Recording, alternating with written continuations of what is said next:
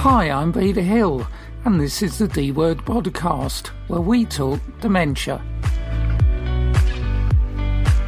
Thanks for joining me. The portrayal of dementia in the media has been a particular interest of mine, so I'm delighted that this week my guest is freelance journalist Anthea Rowan. So when did Anthea's interest in the subject start? I live in Tanzania, and I've been working as a journalist for a long time. I used to write a lot on mental illness. I still do, but that was born, in fact, my whole writing career was born of trying to understand my mum's depression. She suffered with very bad depressions, which began in her 30s. So we were quite young when they started. So to try and sort of untangle them in my head, I started to write and started to reach out to doctors and researchers to try and understand mum's illness. So then when she developed dementia, and I'm not sure why she has developed dementia, there have been lots of sort of theories abound about why it might be her. Her parents never suffered; they lived well into their 80s. Might be after she had a stroke, but in any event, I then found that I started to write about her dementia. And I think, oddly, writing about her depression was probably a result of trying to avoid the same. And unconsciously, I'm doing the same with writing about dementia. I write about it. I talk to researchers and doctors and keep up with the developments in treatments and tests and what we understand about it, and find myself sort of implementing some of those things, walking harder, faster, being more mindful of my diet, all those kinds of things. So the D word now has always been kind of a D word. Depression has morphed into dementia. So that's where we are. She lives with me now. She's lived with us for a year. And yeah, that's where we are. Yeah, it's a kind of interesting area, isn't it, in terms of, again, involved with a subject like dementia, which still in kind of many cases is pretty much misunderstood. It's kind of, it's thought of almost a natural consequence of aging by some people still, isn't it? Absolutely. I had this conversation with a friend the other day, and she said that's it exactly. It's considered an inevitable part of aging. I think we all used to sort of talk about it in very sort of glib tones, as sort of like senile dementia. Oh, I must be getting senile dementia, senior moments, all this kind of thing. And although it's not, from what I understand, although it's not entirely avoidable, there's a great deal that we can do to avoid it or to delay it. I had a very interesting conversation with a doctor at Cambridge the other day, interviewing him for a piece, and he said, what's interesting is he said that the adults that sort of try to build up their cognitive reserve and stay engaged and connected and all these good things, they may present with the pathology of dementia, but bear none of the symptoms, which I found fascinating. It was like they'd sort of created this rainy day bank for later, which was serving them well. I was fascinated by that. Yeah, and I think it's a kind of area. We've had a bit of a campaign, I suppose, going on the show that I come from a public health background, and I was used to talking about diabetes and heart disease, etc. Rarely did I hear the words dementia when I was working in public health. And it's just about that kind of thing of it being a little bit kind of left field, I guess, as a subject in terms of brain health. We all know what to do with cardiac health. We've seen adverts on the TV from here in the UK from the British Heart Foundation, but I can't find many people that actually talk about brain health. No, you're right. I think it's beginning to happen now, Pete, but I think you're absolutely right. And again, I asked someone, I said, is it because we are more aware of it now? Is it because there are more people that live with it now? Is it because we're better at talking about it now? Once this was the case for mental illness, and now we're much more open about mental illness. We talk about mental illness in the family. There's so many public health campaigns about mental illness in all its forms. But I think that hasn't quite happened with dementia.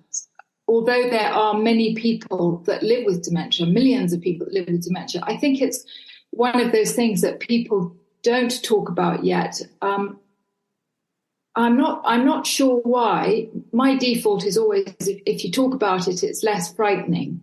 If I talk about it and sort of bring it out and into the harsh light of day and scrutinize it, it seems a bit less frightening to live with it. Because the number of people that have come forward since I've been writing about it and dropped in on Instagram or mailed me or whatever and talked about a parent or a spouse, there are hundreds of people out there. I don't know whether people are embarrassed to talk about it. I don't know if people are ashamed of it. I'm not sure why we're not talking about it as much as we should be yet. Yeah, I think there's a kind of general lack of understanding. I mean, I've got plenty of friends who are living with dementia and live well, as well as they can with the condition. In fact, I spoke to a guy called Harry Urban from Pennsylvania last week, and he was diagnosed 20 years ago. And Harry is still doing his woodworking and things that he wanted to do. So I sometimes feel that those stories are not portrayed in the kind of mainstream media. I agree with you. And I think it is because we just sideline it as it's like a dementia, that's a diagnosis. And so that's the end of that kind of thing. Last week, I interviewed for a piece I'm working on the founders of the so-called dementia villages, the first one being in the Netherlands. Interestingly, the lady I interviewed said she hates that phrase, dementia village. It was born of a program that CNN did on them, and she said it's sort of stuck. So she said although we slightly resist it, we must go with it. And she said exactly that the problem is that because dementia has become so sort of, it's viewed in terms of medicine as opposed to terms of trying to accommodate the illness within the sort of parameters of a normal life. So their vision is very much about sustaining normal life for as long as possible, and remembering that even if my mother had a conversation with a friend, if a friend of mine dropped round and mum had a conversation with her, a lot of what mum said might not really bear out. It would be very muddled and very convoluted, and the stories would change, which would leave my friend perhaps feeling confused. But if mum had a conversation with a fellow dementia sufferer, it would just be a conversation. The fact that their cognition might not always be keeping up doesn't mean that they're not enjoying the opportunity to connect. And I think that's what is missed out when people are immediately sort of put into this, when it's viewed in medicine as opposed to sort of a social care parameter. Yeah, absolutely. My view is there's nothing like sitting around a table having a cuppa and a chat, and you may kind of feel that's kind of facile, but actually for someone living with dementia, that is a really good purpose. It's a really good thing, and good things come out of it. Friendships come out of it. I completely agree. Pete. And I think also that a person's confidence is so easily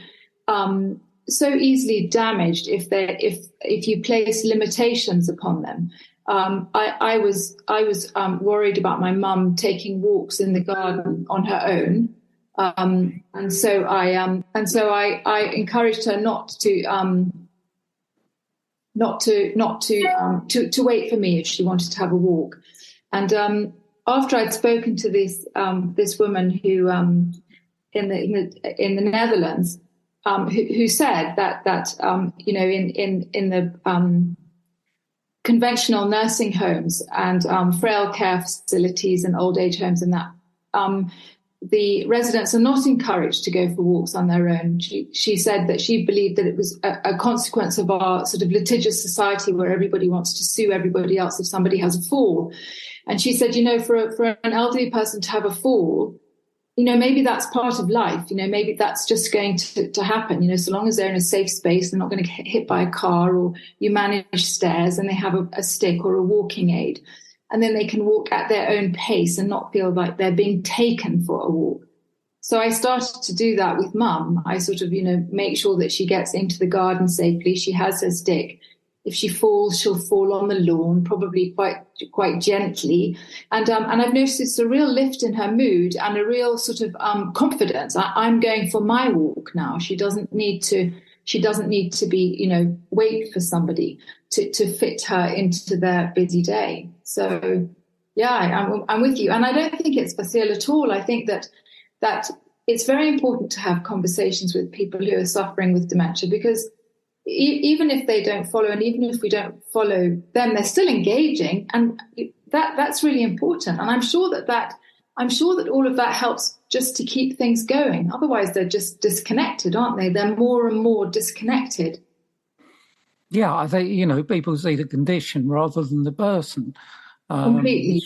Which I find sad. I mean, the genesis of the D word is when I was working with the Alzheimer's Society. We were managing activity groups for people living with dementia in the community, and the carers used to bring the loved one in, and I used to say to them, the one word we don't mention when we go into the hall there with all the people, and they said, what? And I said, dementia. Because I said, what is the point of me saying that's Alice with dementia or Dennis with dementia? This is Alice and Dennis. Yeah. Yes. Absolutely.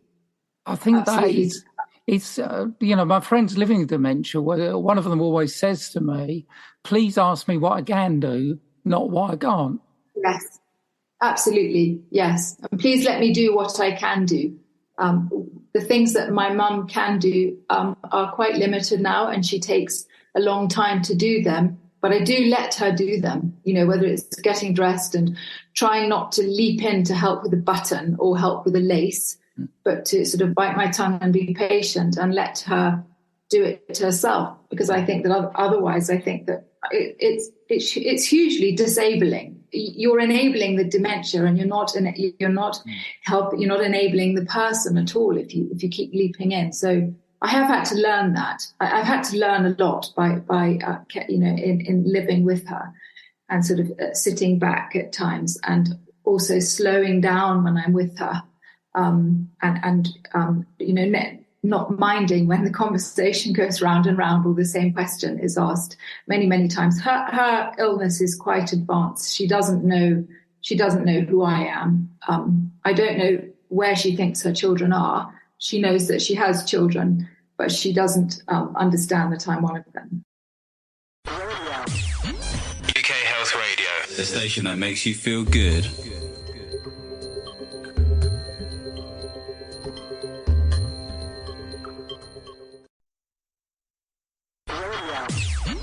UK Health Radio, the station that makes you feel good.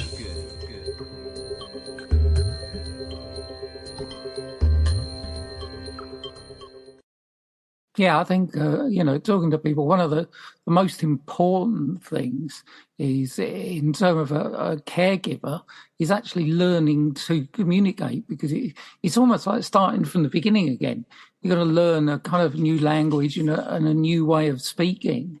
And when you do that, it can be, really valuable. Yes, I agree with you, Pete. One thing that I'm trying to learn to do, what I find hard is that our history has gone. So there's very few things that we have in common that I can talk about, where she might feel confident in contributing to the conversation. So if I speak about my siblings, that doesn't always work, because she doesn't remember who they are. If I speak about my children, her grandchildren, she doesn't know who they are. Even if I speak about my father, who died when we were teenagers, she doesn't remember my father. So she remembers her parents, who she speaks about a lot. So we speak about them, and we speak about sort of the here and the now, what's happening in the garden, or what her lunch is like, or what she might be trying to read, or what the view is like, or keeping conversations very, very sort of close to us, because beyond that, most of it has gone. And I'm aware that when I do talk to her about it, if I flag those things, it obviously makes her anxious because she doesn't remember them, doesn't know what I'm talking about. Yeah. Do you feel that the role of carers, caregivers, as they're called in the US, is one, underestimated, and two, I see it rarely mentioned? The real nitty gritty of what people have to go through in terms of supporting someone living with dementia. Yeah, I agree with you, Peter. I think it's I think about it in different ways. I think one is people speak about a caregiver. It's like, that's inevitable. You've got to care for her, and I do have to care for her. Some people say to me, "Oh, I could never do what you're doing." But what if you didn't have a choice? What if there was nowhere better for your mum to be? I looked at those dementia villages and I thought that looked like a really wonderful environment for someone like mum, who doesn't remember her children or her grandchildren, and she could be within a community of people at the same age and stage in her life. But we can't afford something like that. So this is the next best thing, to live with me because I work at home. But I think it is either sort of overlooked as in, oh, how hard can it be? How hard can it be? Yeah, it can be really hard. It's not just the physical demands; it's the emotional demands, and it's the loss of everything that's gone before. And so, to all intents and purposes, I'm a stranger or some benevolent friend. On the good day, the good days are gentle, and we sort of potter along quite happily. But the difficult days are very, very difficult. With a lot of rage and a lot. And she can be very hurtful. She can say very hurtful things, and you have to learn to let that go. But it's much harder than people say, oh, well, you learn to let it go. It's much harder to do that than you think until you're actually at the receiving end of it. Yeah, absolutely. I mean, a lot of carers that I know looked at what happened with COVID. And almost turned around and said, well, some people have got an idea now what I go through, because, they couldn't go out and all the constrictions that were put on. And they seem to, and I quite agree with them, I mean, for everybody that went through COVID, it must have been doubly hard to be a carer going through it. Absolutely. Yeah, absolutely. I completely agree with you. And I think that COVID, made things much worse, I think, for people that were sort of borderline. I think that my mum's dementia probably went sort of slightly undiagnosed. And of course, that sort of mandatory isolation that was placed on people when their worlds shrunk even more, I think probably hastened her illness somewhat. She was living with my brother at the time because he was working from home. And it was after that we decided that the best place would be with me, because he had to go back to an office and I'm at home. But I certainly think that must have been the case for lots of people living with sufferers of dementia, that their loved ones sort of withdrew further because they couldn't do anything. They couldn't go to the shops, because their age prohibited them. They couldn't go to the shops. They couldn't do any of the things they normally did. Yeah, I think it was kind of like having your world turned upside down twice. First with a diagnosis, and then suddenly you've got people saying, put this mask on, wash your hands, when you're not aware why you're doing all this. Yeah, exactly. Very confusing. One thing I wanted to talk about, I mean, we said earlier about it being seen as a natural form of aging. It's, it's going to happen, you're going to get dementia or whatever. But I do feel that the 48,000 people here in the UK that are living with young onset dementia get a really poor deal because they're rarely mentioned. Yeah, that's very true. That's very true. And I'm not sure why that is, Pete, because in the large scheme of things, it's a smaller number of dementia sufferers. I don't know, I don't know, because that must be devastating. That obviously is devastating. They're still alive to be lived, and they're diagnosed in their late 40s or 50s. Yeah, very little is spoken about. Oddly enough, I did speak to a young girl the other day, very young girl whose father was diagnosed with early onset dementia, and she does lots of campaigning. And I asked her if she would ever want to know if she was if this illness was in her future. And she said that the type of dementia that her father had was not a heritable condition. But she also said that no, she wouldn't want to know, because she said surely that there's nothing that can be done at the moment. So the only thing to do is to live as well as you can to avoid it. So that if there is ever a diagnosis, if you're ever unlucky enough to have to receive that diagnosis, you know that you've done what you can. That sounds a bit simplistic, but I do hear her. I hear her because even the doctor that I interviewed about it, he said, what would be the point really in telling someone until we can offer a treatment, a fail-safe treatment? Sure, you can get them onto trials and monitor and onto research programs and that, but you can't say we can fix you. Yeah, I think it. Looking at the media in this country, and the major headlines are mainly all around trying to find the magic bullet, trying to find the cure. But sometimes they kind of misjudge the issue a little bit. I mean, there was a famous one in this country when I was working with the Alzheimer's Society that said strawberries can cut your dementia risk. Headline paper, and one of my friends who was in my group said, "Oh, I'm going to tell my wife to go out and buy more strawberries."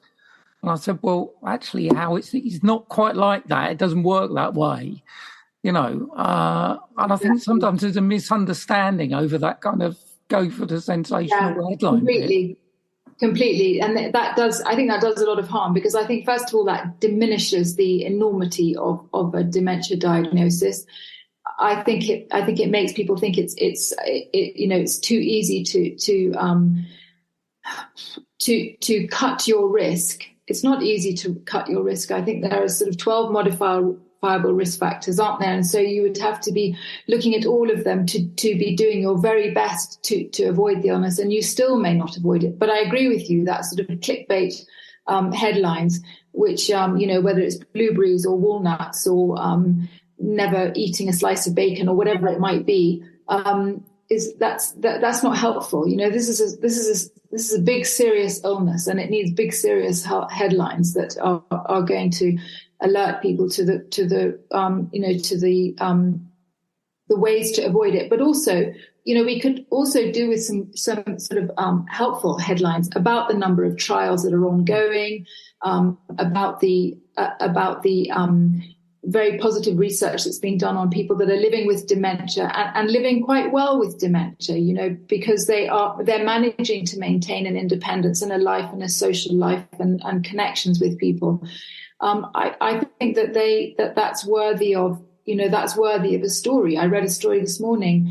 It wasn't a story. I mean, it was something on PubMed or something. It was a research paper about people, again, in Holland, who are working with elderly people with a dementia diagnosis, and how, increasing their walking or increasing their strength is improving their cognition, in sort of right there and then. It's making a difference to their cognition and how they're able to focus at that point in time.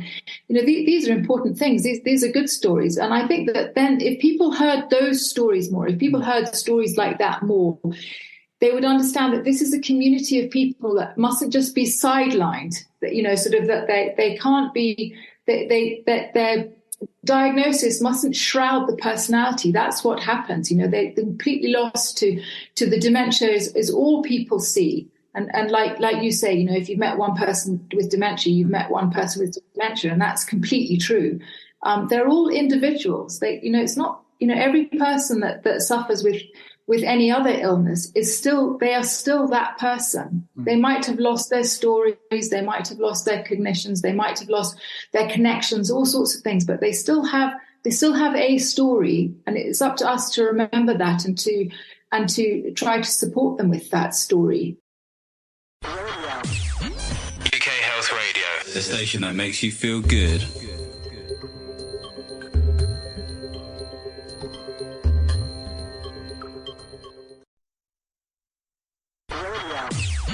UK Health Radio, the station that makes you feel good.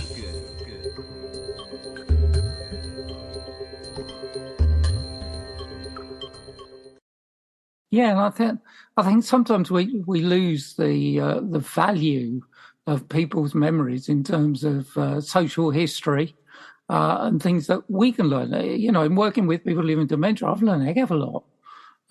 Yes. They've taught me how to play dominoes. They've taught me this. They've taught me that. And we had one guy that one of our volunteers found out he was evacuated during World War II to a small village in Wales. So he got it up on Google. And there was, Terry was the guy who was looking at it and thinking, oh yeah, well the post office used to be over there, and that was, and that I just stood there and I was amazed. It was absolutely brilliant. How incredible! Isn't that lovely?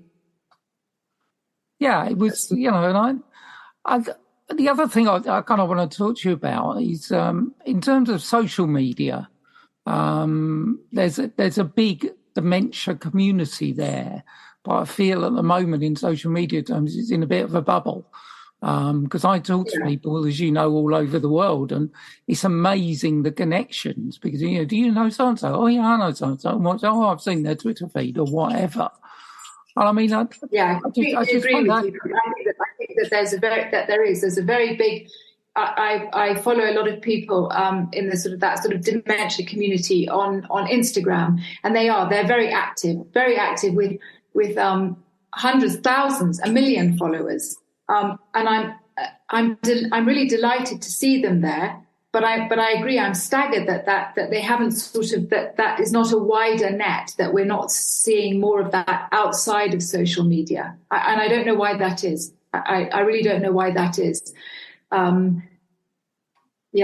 I don't know, but that's really struck me that if I want to talk to somebody about dementia, that Instagram is sort of a go-to. You'll always find somebody there, and every single person that I've ever approached on Instagram on dementia, even those that have thousands of followers, are always incredibly generous with their time.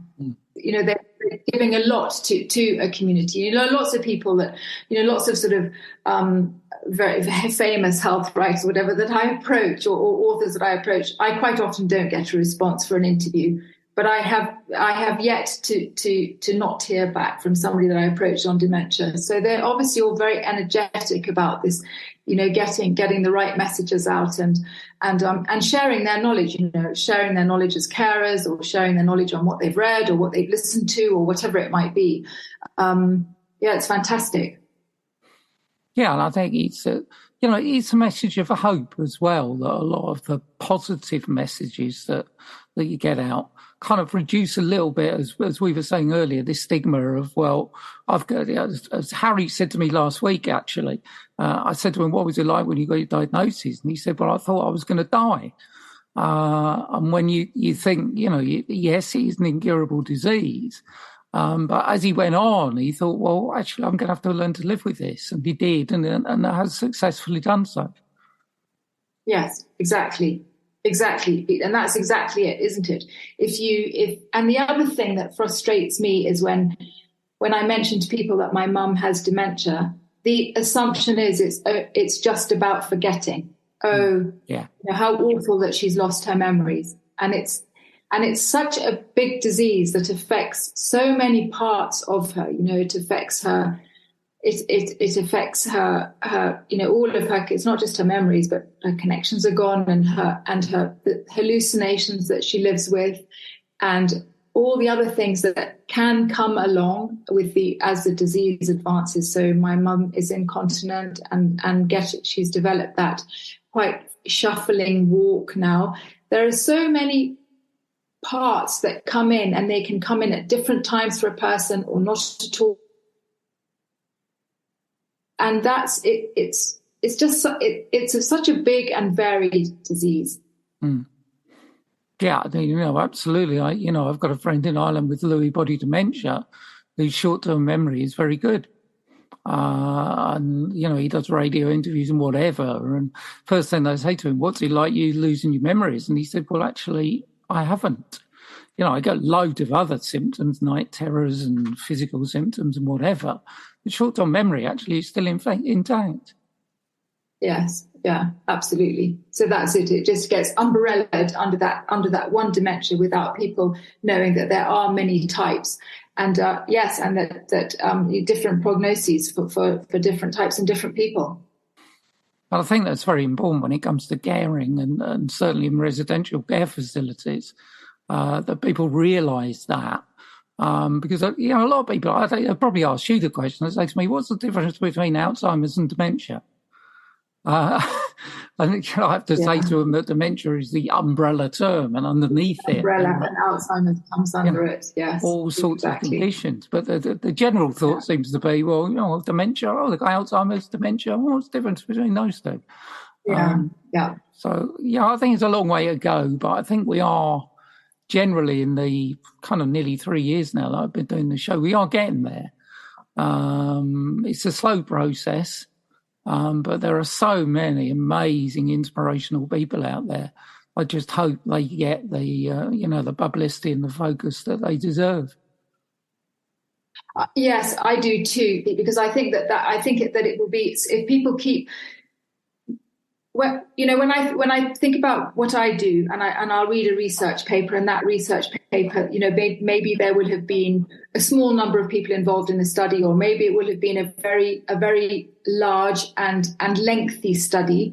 But I think if we keep this noise out here, this noise in the media of campaigners, on the radio, wherever it is, it keeps the pressure on for research and understanding it's not just the subjects that they will study, but there's a whole community out here that needs to be heard, and we so that they remain galvanized in trying to find cures and in the meantime to find ways to support people living with dementia and understanding things like, for example, just the different approaches to dementia, dementia care facilities, so that it doesn't have to be this medicalized route of being shut in a bedroom, but it can be within a community of like-minded. I feel like that's a step forward from where we were. Where were we to start with? It was part of like psychiatric units, and then hospitals, and then frail care and nursing care, and now maybe people can be within their own communities if they can't remain at home in their home community. I feel like that is in a step in the right direction, but it needs this noise from the outside to keep it going in labs and within the medical arena. Yeah, well, hopefully you and I can, provide a bit of that, along with either friends that podcast and do various other things. Time has sadly brought us to a close, but thank you so much, Anthea. It's been delightful talking to you. And, not at all, Pete. All I can say is, as we say to a lot of my guests on the show, please keep on doing what you're doing. Many thanks to Anthea, and you can find out more on her website at www.anthearowan.com. Well, that's it for this edition. Thanks for listening, and I hope you'll join me again on the next episode of the D Word podcast.